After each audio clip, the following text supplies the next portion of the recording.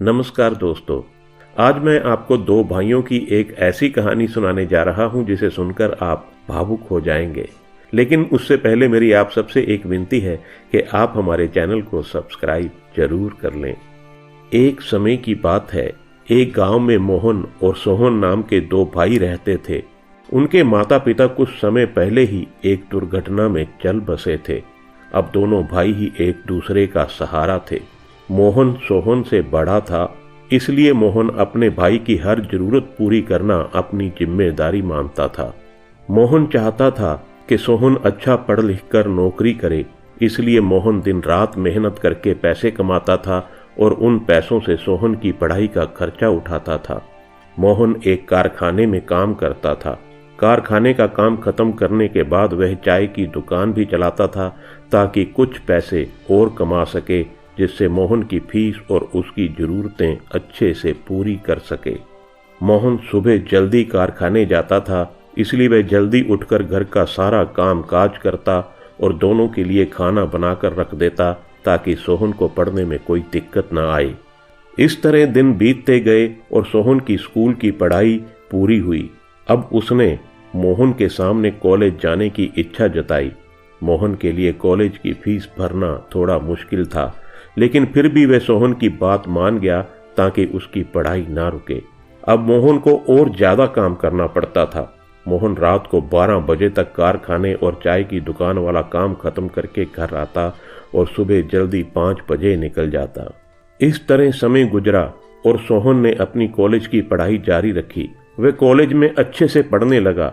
इधर मोहन दिन रात खून पसीना करके पैसे कमाता रहा और सोहन की जरूरतें पूरी करता रहा। देर रात तक काम करने की वजह से मोहन की नींद पूरी नहीं होती थी, इसलिए वह बीमार भी रहने लगा। फिर भी वह हर हाल में काम करता रहा।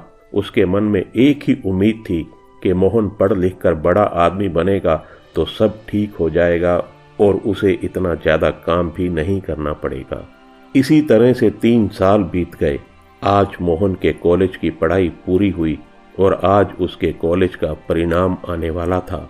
मोहन बहुत खुश था कि सोहन बहुत अच्छे अंकों से पास होगा। मोहन उस शाम को मिठाई लेकर जल्दी घर पहुंच गया और घर जाकर सोहन का इंतजार करने लगा। उसने सोचा कि आज सोहन के आते ही वह उसे मिठाई खिलाएगा। मोहन अपने भाई सोहन का इंतजार करने बैठ गया।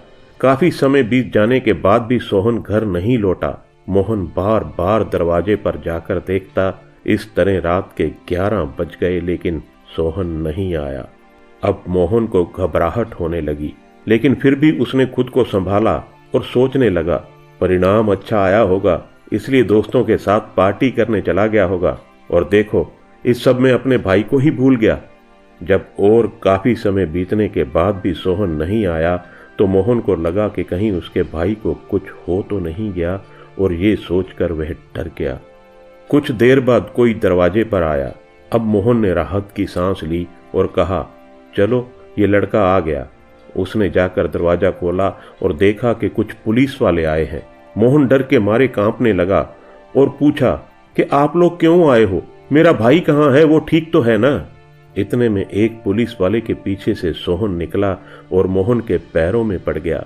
मोहन ने उसे उठाकर गले से लगा लिया और कहा, भगवान का शुक्र है कि तू ठीक है, मैं तो बहुत डर गया था।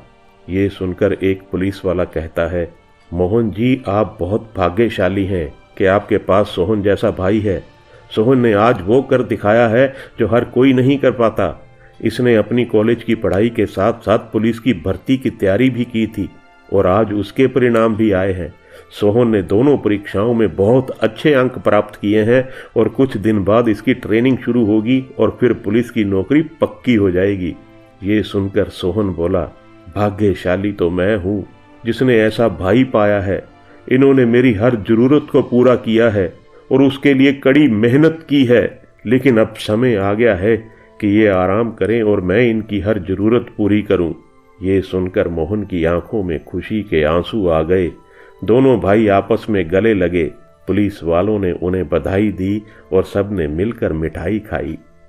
दोस्तों, बड़ा भाई ही है जो हमारा पहला दोस्त होता है, और अगर परिस्थिति विपरीत हो जाए बड़ा भाई ही होता है जो हमारे पिता की जगह और पिता की तरह खड़ा होता है। इसलिए कितने भी विवाद हों, कितने भी मतभेद हों, भाइयों के साथ कभी मनभेद मत करना। दोस्तों, परिस्थिति कैसी भी हो, लेकिन कभी मेहनत करना मत छोड़ो। एक दिन आपको सफलता जरूर मिलेगी। अगर आपको हमारी ये कहानी थोड़ी भी अच्छी लगी हो तो इस वीडियो को लाइक, कमेंट, शेयर कीजिएगा और हमारे चैनल को सब्सक्राइब जरूर कीजिएगा। धन्यवाद।